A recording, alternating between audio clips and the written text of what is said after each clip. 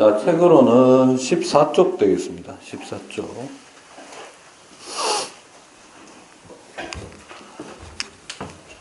제목은 이렇게 생각하면 됩니다. 그러니까 허블이 알아낸 사실 두 번째입니다.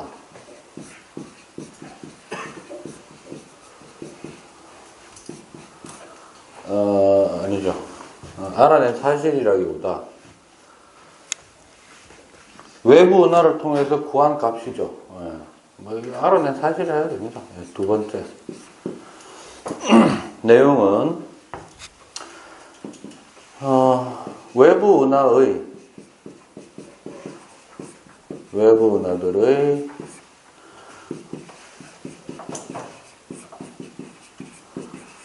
후퇴 속도. 후퇴 속도를 무엇을 통해 알아냈다? 아니죠. 무엇을 통해서 후퇴 속도를 알아냈다.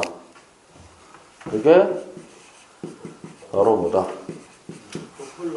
도플러 효과라는 겁니다.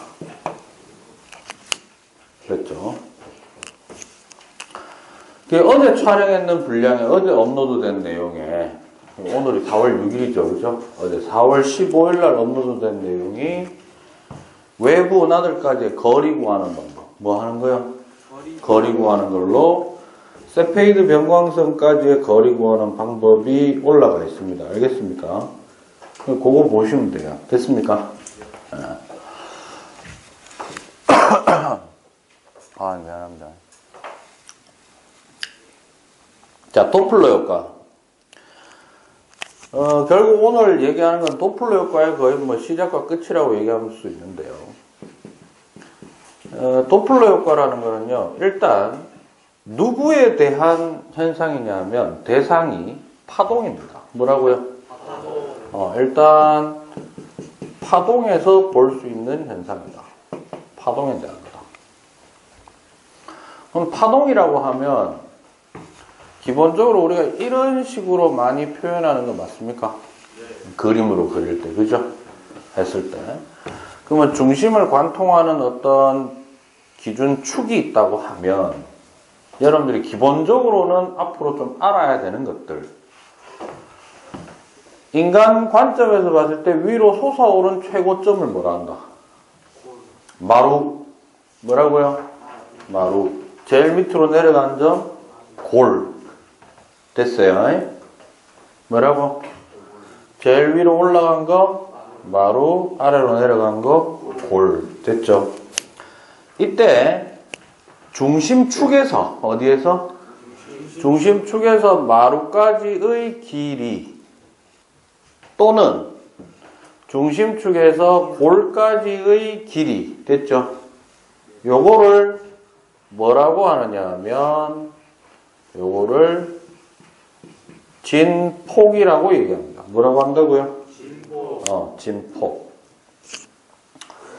근데 우리가 좀 더 주의해야 되는 거는 이겁니다. 자, 인접한. 뭐한? 인접한 마루와 마루. 인접한 골과 골. 됐어요? 혹은 인접한, 여러분들은 파동을 정확하게는 자세히 배우지는 않기 때문에, 알았어요? 정확하게 표현하자면 인접한 동일 위상점 간의 뭐라고? 동일 위상. 뭔가 동일 점이에요. 동일 상태의 점. 됐어? 마루와 마루 상태 같은 상태. 됐어요? 그 다음에 골과 골 같은 상태. 됐죠? 이 인접한 동일 위상점 사이의 직선 거리를 바로 뭐라고 하느냐 하면 이것을 파의 길이라고 해서 파장이라고 합니다. 뭐라고 한다고요? 네. 그리고 파장은 길이기 때문에 단위는 길이의 단위를 대부분 씁니다. 미터, 킬로미터, 센티미터. 됐죠? 근데 대부분 앞에 마이크로나 나노가 많이 붙습니다. 그 짧은 영역이 많기 때문에. 됐죠? 물론 킬로미터 단위까지도 갑니다. 됐습니까? 그래서 파장은 앞으로 보시면 여러분들이 과학 선생님들이 대부분 요런 기호를 잘 써요. 요렇게. 한자로 보면 들립자처럼 생긴. 됐습니까? 저게 나중에 영어 알파벳에서 small h로 표현되는 겁니다. 됐냐? 읽기는 뭐라고 읽느냐면 얘를 보면서 읽는 방법은 람다라고 읽어줍니다. 뭐라고 읽어준다고요? 람다. 됐죠? 근데 과학에서는 거의 대부분 얘 쓰면 뭐 의미하는 거다? 파장을 얘기하는 거다. 그럼 여기서 연습할 거 이거예요. 잘 봐. 내가 요런 파동을 하나 그리고 요런 파동을 하나 그렸다고 합시다. 됐습니까?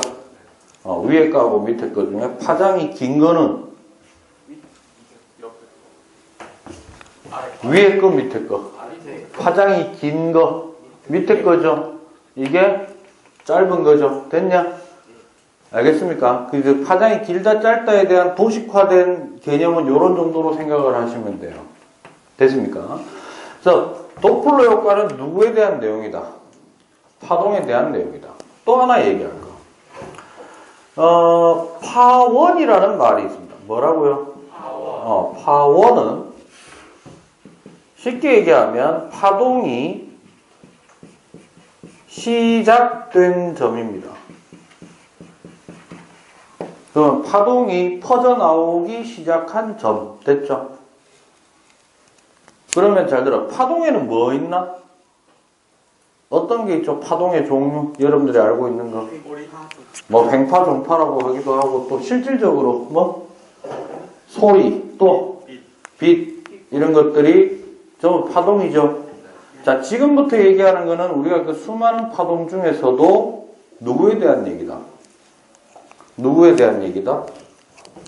그 수많은 파동 중에서도 이제 별빛이라고 불리우는 누구? 빛에 대한 겁니다. 됐죠? 그 빛은 한자로 쓰면 빛광자지. 그래서 파원 대신에 뭐라고 쓰면 되겠다? 광원이라고 쓰면 되겠다. 됐죠? 자, 그러면 도플러 효과 이제 정의 갑니다. 정의 갑니다. 별거 없어요. 도플러 효과란 광원과 뭐하고? 광원과 빛이 빛으로서 의미가 있으려면 빛을 쳐다보는 놈이 있어야 빛의 의미가 존재의 의미가 있죠. 맞아요. 광원과 누구 사이에? 관측자 사이의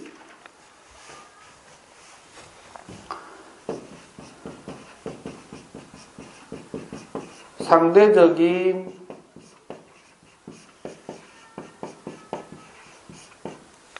뭐가? 위치 변화가 현재 예치 변화가 있는 중이라면 됐어요. 새로운 거의 막 언어를 만들어내고 있습니다. 그죠? 주의할 점. 상대적인 위치 변화가 생기는 도중에 이 효과가 생긴다 이런 얘기예요. 멈춰 있으면 없어요. 일단 주의할 점. 상대적인 위치 변화가 없다라는 것은 둘 다 정지 상태가 그게 아니고 이렇게 될 수도 있는 거죠. 이렇게 돼도 상대적인 위치 변화는 없는 거지. 맞아. 서로 운동을 해도. 이해됐어요? 상대적인 위치 변화가 일어나면 정지 상태에서의 그러면 정지 상태라는 것은 뭡니까? 정지 상태에서의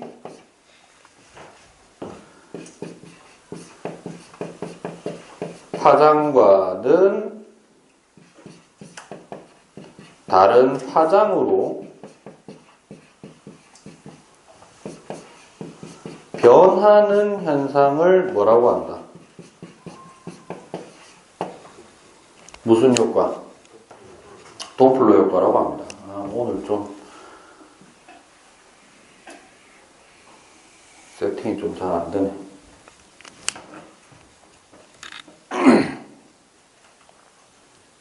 됐어요? 예를 들자면 이런 거예요. 빛 중에 가장 대표적으로 가시광선을 가져오겠습니다. 뭘 가져온다고?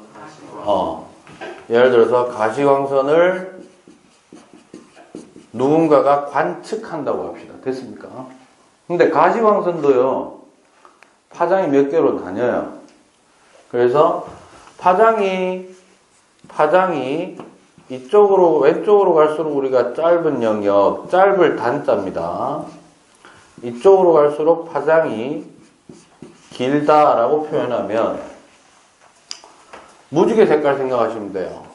보, 남, 순서대로 파, 초, 노, 주, 빨 이렇게 됩니다. 됐습니까? 그럼 제일 긴 게 누구? 제일 긴 게 빨강이고요. 제일 짧은 게 보라인데 양놈들은 이걸 전부 그냥 블루 계열이라고 봐. 됐어요? 됐어요? 그래서 파란색 뭐 계열이다 이렇게 보는 겁니다. 됐습니까? 그러면 일반적으로 별빛이 파랗다, 파장이 어떻다?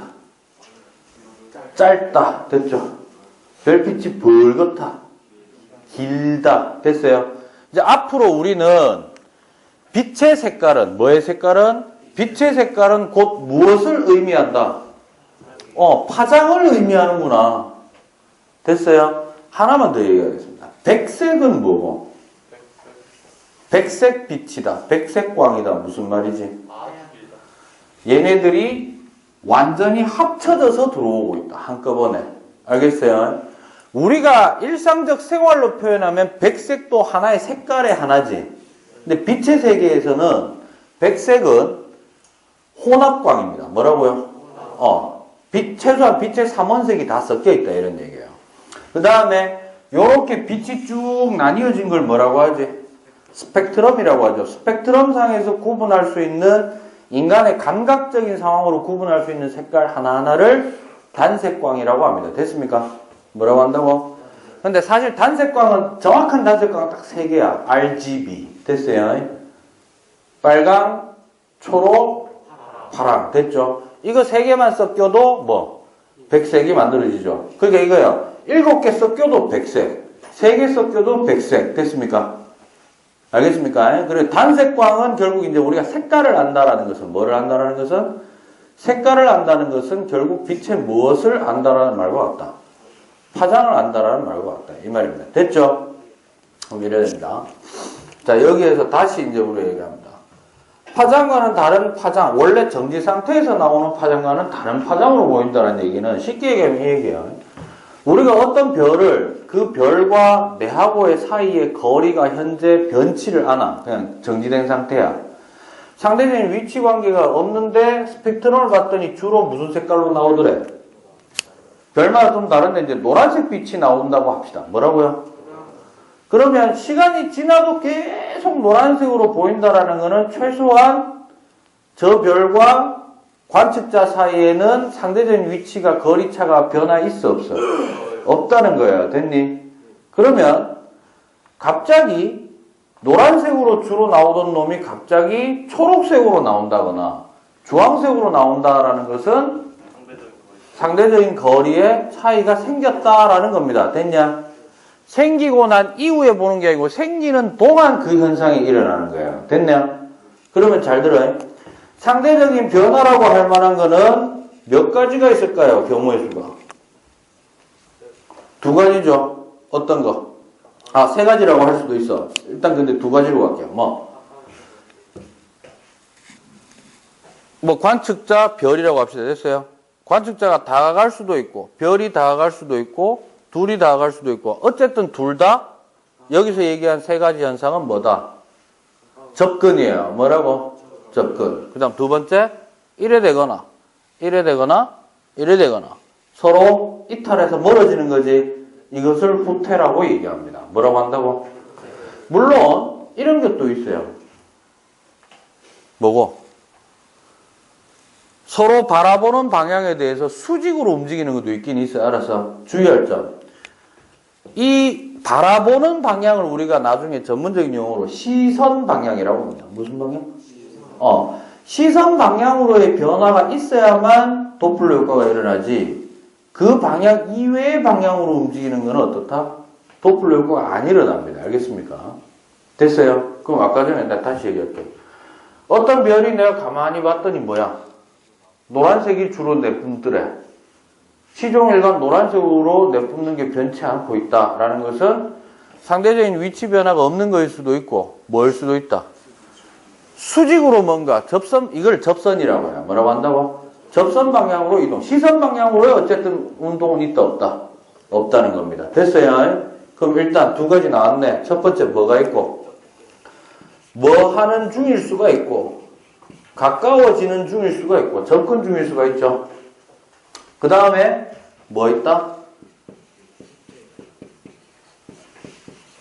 후퇴 중일 수 있다.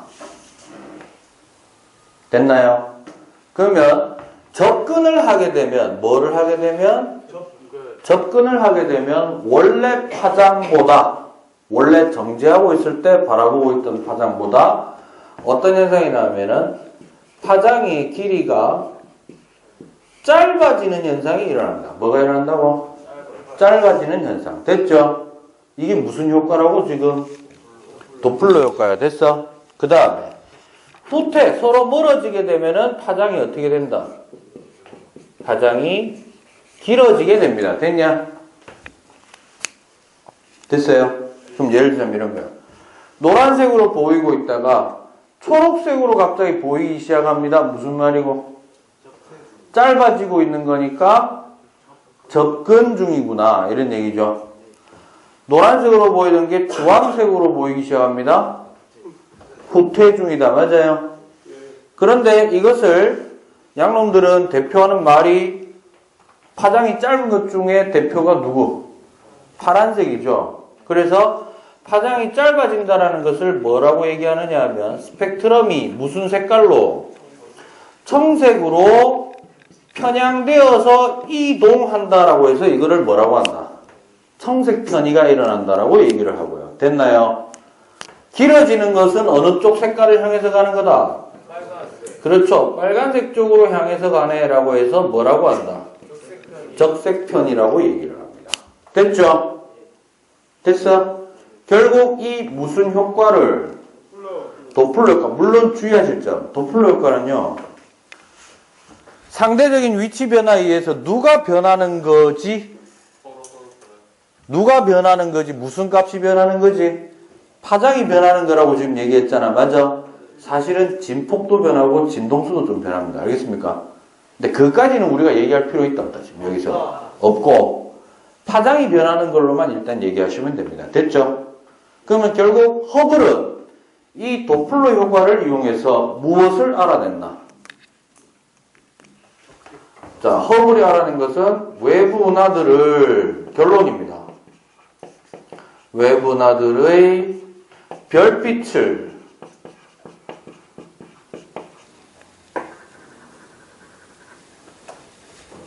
대상으로 뭐를 측정했다?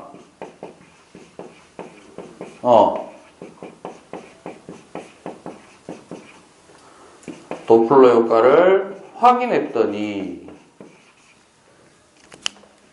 뭐를 알려줘? 예외 없이 모두 뭐하고 있더라?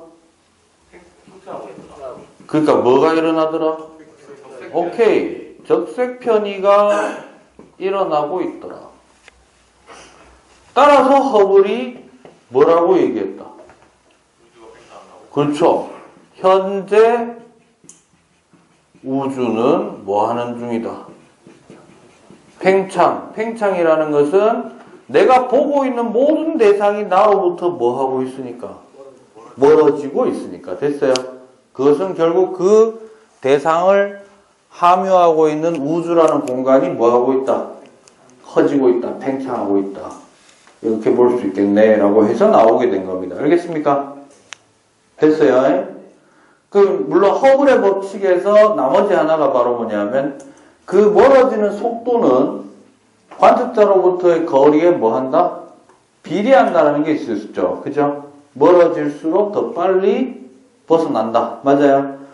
그거를 하기 위해서는 거리를 구하는 게 필요한데 거리를 구하는 거는 이미 업데이트 되어 있습니다. 알겠죠? 그거 보시면 되겠습니다. 됐습니까?